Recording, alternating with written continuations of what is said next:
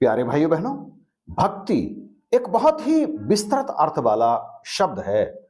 संसार में जितने भी आस्तिक स्त्री और पुरुष हैं, चाहे वे किसी भी धर्म, मजहब, संप्रदाय से संबंध रखते हों, वे किसी ना किसी तरह से भक्ति करते ही हैं। चाहे कोई पूजा करे, कोई पाठ करे, कोई यज्ञ करे, कोई जप करे, कोई तप करे, कोई रोजा रखे, कोई नमाज पढ़े या कुछ और इसी तरह के काम, हर कोई अपने उस काम को भक्ति की श्रेणी में ही गिनता है। और उनके लिए, उनके द्वारा भक्ति के नाम पर किया जाने वाला वह काम भक्ति ही माना जाता है। ये उनका उसमें बड़ा दृढ़ विश्वास होता है, क्योंकि हमारे साथ भी ऐसा कुछ हो चुका है कि हम जब संत निरंकारी मिशन में नहीं आए थे तो उससे पहले हमने तमाम व्रत रखे, पूजाएं की, तरह तरह के पाठ किए, यज्ञ भी किए और भी भक्ति के नाम पर इतना कुछ किया कि जिसका वर्णन यहाँ पर करना बड़ा मुश्किल होगा।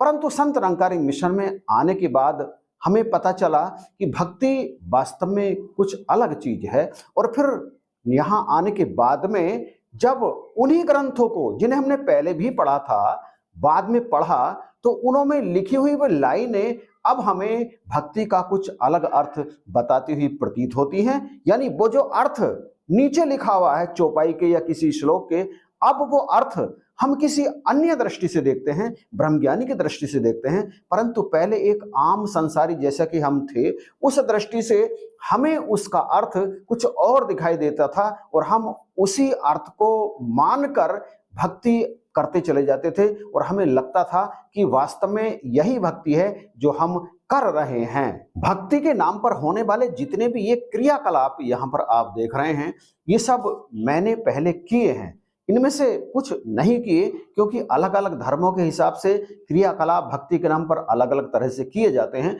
तो मैंने सनातन धर्म के हिसाब से तमाम ये क्रियाकलाप यहाँ पर किए और इन्हें समझा कि वास्तव में यही भक्ति है। रामचरितमानस में एक चौपाई आती है, भक्ति स्वतंत्र सकल सुख कहानी, कि भक्ति स्वतंत्र है और समस्त सुखों की खान है। जितने भी सुख हैं, दैहिक, दैविक, भौतिक, जितने भी सुख इस शरीर को, मन को मिलने वाले होते हैं, वे सारे के सारे सुख भक्ति से प्राप्त होते हैं। और भक्ति कैसी है? भक्ति है स्वतंत्र। किसी बंधन में बंधे रहने का नाम भक्ति नहीं है कि आप व्रत ही करते चले जाओ, पूजा ही करते चले जाओ, पाठ ही करते चले जाओ, यज्ञ ही करते चले जाओ। किसी बंधन में बंधे रहने का नाम भक्ति बिल्कुल भी नहीं है। भक्ति दरअसल भगवान के डर में अपने जीवन को बिताने का नाम है। भय में गति करना, यानी चलना, जीवन अपना बिताना।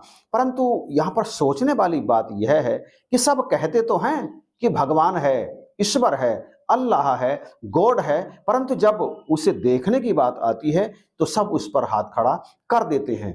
कहते हैं डर में जीना भक्ति है, तो डरे किससे? डरेंगे उससे ना जो हमारे कृत्यों को, हमारे कार्यों को देख रहा है। और कहते हैं कि भगवान सबके कार्यों को देख रहा है, ईश्वर सबके कार्यों पर नजर रखे हुए है, क्योंकि वो सर्वत्र समान रूप से विराजमान है, हर समय हर जगह मौजूद है। परंतु इस बात का पता कैसे चले कि परमात्मा सब जगह समान रूप से मौजूद है? यदि यही सवाल किसी से पूछ लिया जाए उन लोगों से कि अगर परमात्मा समान रूप से सब जगह मौजूद है तो जरा दिखाओ, हमें दिख तो नहीं रहा। इस बात के जवाब पर वे बिल्कुल चुप हो जाते हैं, क्योंकि उन्हें इस बात का जवाब पता होता ही नहीं।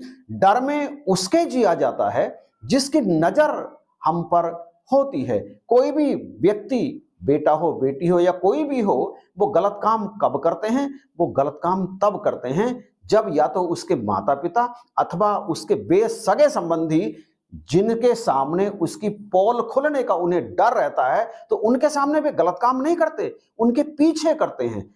इसी तरह से परमात्मा के पीछे और आगे गलत काम करने वाले ये सोचते ही नहीं कि परमात्मा हमारे आगे है, पीछे है या सर्वत्र समान रूप से विराजमान है। सब कहते तो हैं कि परमात्मा है, परंतु फिर भी गलत काम करते हैं।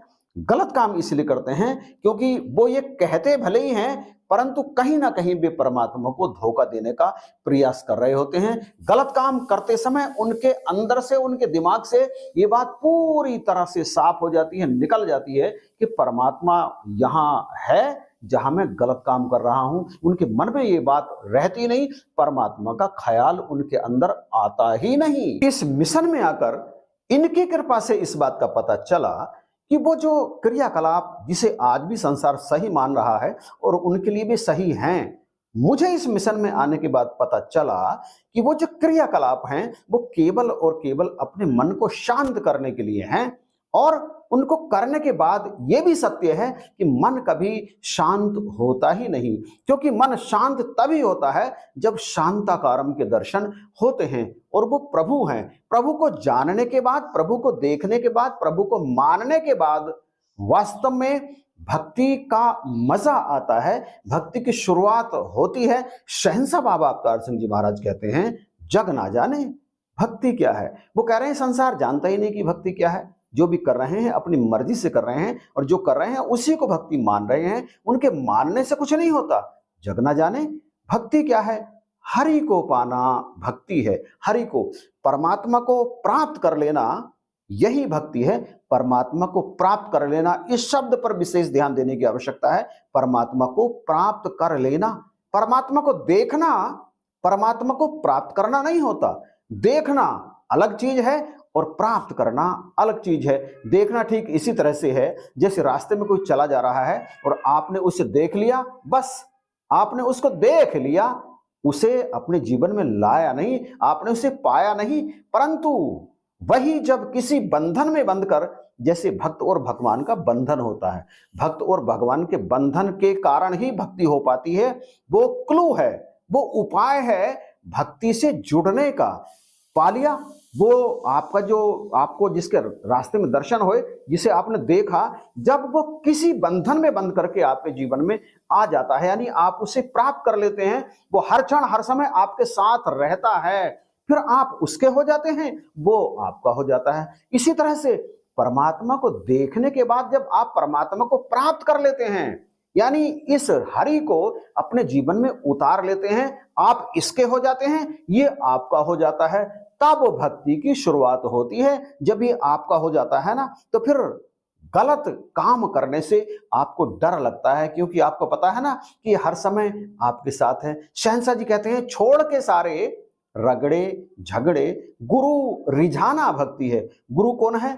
गुरु तो परमात्मा का ही साकार रूप है, कि गुरु यदि खुश है आपसे तो फिर परमात्मा ही खुश है, क्योंकि गुरु गोविंद तो एक हैं, दोनों एक ही हैं। जब एक भक्त परमात्मा के डर में डरता वही है जो परमात्मा से प्रेम करता है। आप भी उससे डरते हैं जिससे आप प्रेम करते हैं। आपके अंदर ये बात रहती है कि जिससे मैं प्यार करता हूं, अगर कुछ ऐसा काम कर दूं जिससे वो नाराज हो जाए, तो फिर आप अंदर से भी दुखी हो जाते हैं, क्योंकि आप उसे, जिसे आप चाहते हैं, उसे आप दुखी देखना नहीं चाहते, आप उसे नाराज करना नहीं चाहते। एक भक्त अपने परमात्मा को, अपने गुरु को कभी भी नाराज कराना नहीं चाहता, इसलिए वो अपने जीवन में कोई भी ऐसा कार्य नहीं करता जिससे उसके गुरु को, उसके परमात्मा को दुख हो, और यदि परमात्मा को दुख होगा तो उसे खुद को भी दुख होगा। इसीलिए कहते हैं कि छोड़ के सारे रगड़े झगड़े गुरु रिझाना। गुरु को रिझा लो, आपकी भक्ति हो गई। और गुरु को रिझाने के लिए आपको वो सारे काम त्यागने पड़ते हैं जो वास्तव में गुरु पसंद नहीं करते। फिर कहते हैं एक को जानो।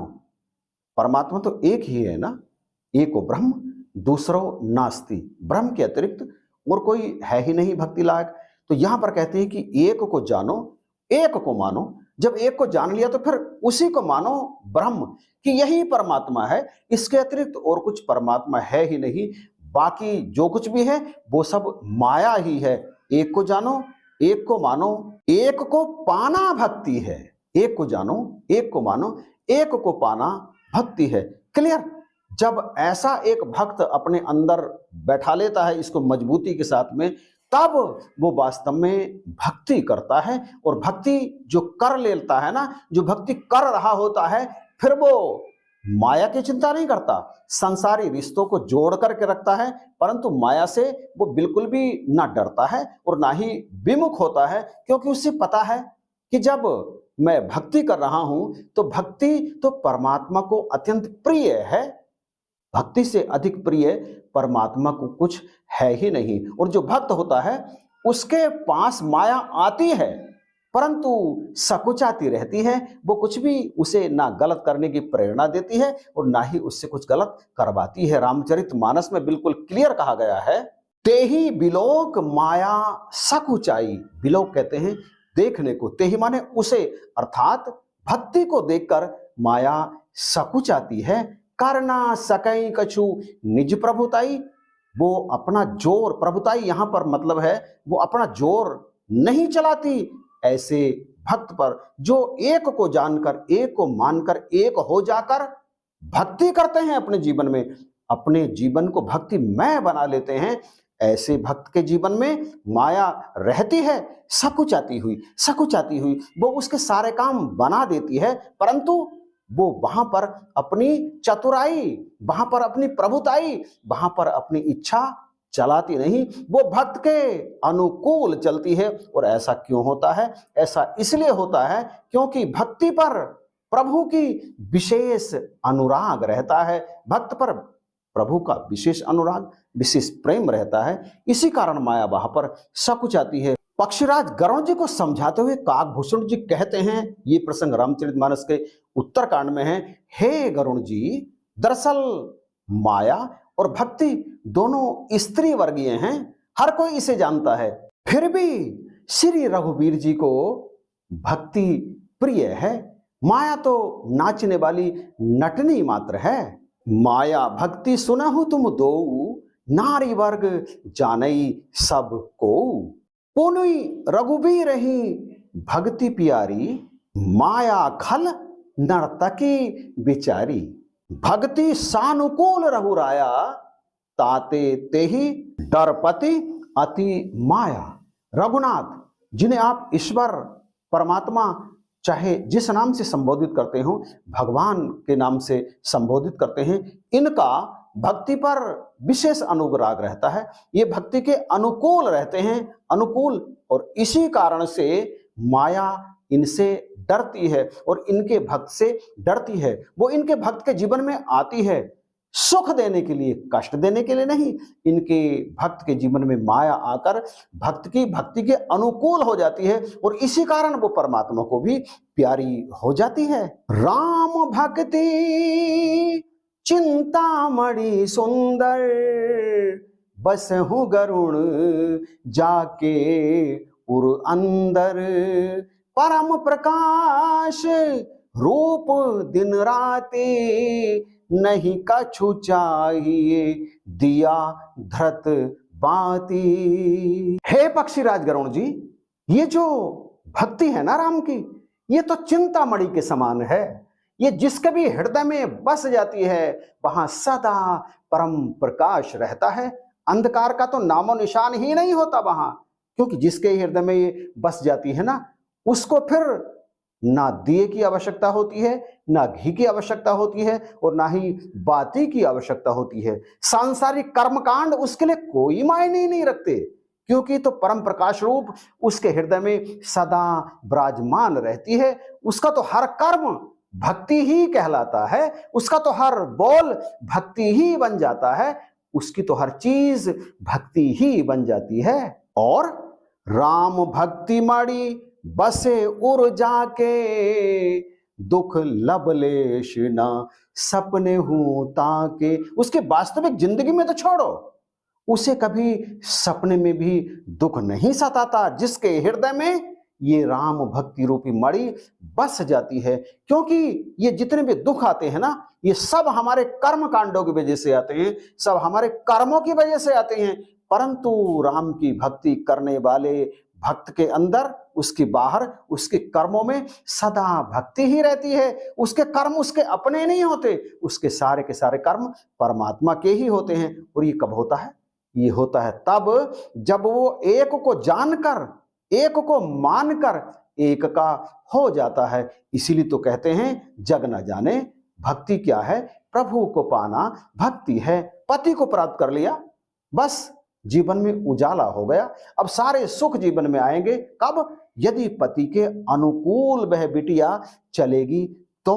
परंतु पति के जीवन में आने के उपरांत भी यदि वो अपनी मनमर्जी करती है तो फिर लाख चाहने पर भी उसके जीवन में सुख आ नहीं सकते।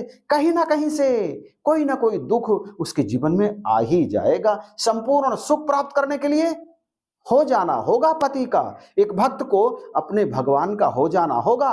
कोई दिखावट उसके जीवन में नहीं रहेगी, बस सत्यता उसके जीवन में रहेगी। उसका कर्म, उसका मन, उसका वचन केवल और केवल एक प्रभु को समर्पित रहेगा। जो भक्त ऐसा करता है फिर सपने में भी उसे दुख परेशान नहीं करते। इसके साथ एक और चेतावनी देते हुए गरुण जी को समझाते हुए काकभूषण जी कहते हैं, हे तात सुनिए, जिसके जीवन में भक्ति नहीं होती, अर्थात जो प्रभु को समर्पित नहीं हुआ है, जिसने परमात्मा को नहीं जाना है, नहीं देखा है, अगर उसके जीवन में, उसके घर में, उसके परिवार में संसार के सारे भौतिक सुख मौजूद भी है ना, अर्थात सब कुछ है यदि उसके पास, तो भी उसकी स्थिति बिल्कुल ऐसी है जैसे एक व्यक्ति की टेबल पर 36 प्रकार के व्यंजन रखे हैं।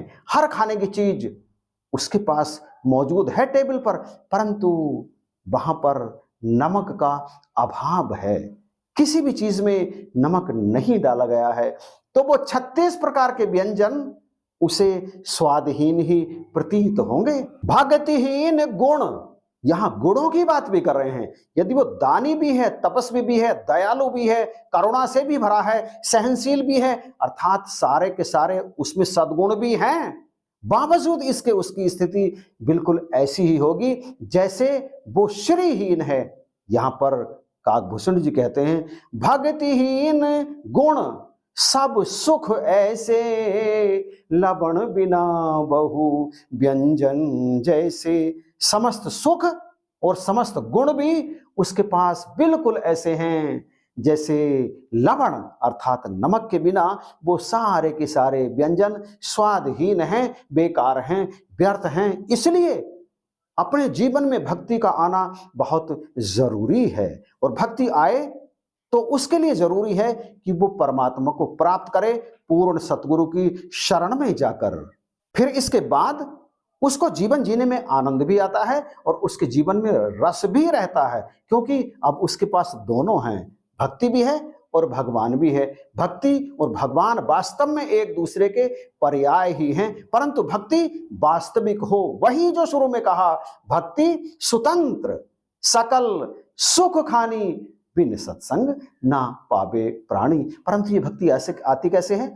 ये आती है सत्संग से। सत्संग में पहुंचकर ही पता चलता है ना कि परमात्मा को प्राप्त करना कितना जरूरी है और परमात्मा को कैसे प्राप्त किया जाता है। तो यदि आपने परमात्मा को प्राप्त किया है और प्राप्त करके इसकी रजा में अपने जीवन को जी रहे हैं, तो फिर कोई भी काम किए बिना, जप तप संयम योग समाधि लगाए बिना आप भक्ति कर रहे हैं और आप परमात्मा को प्यारे हैं। तो बख्शिश करो, कृपा करो, जिनके जीवन में भक्ति आई है वो बधाई के पात्र हैं, वो प्रशंसा के पात्र हैं, क्योंकि उन्होंने अपने इस जीवन को प्राप्त करने के उद्देश्य को पूर्ण कर लिया है।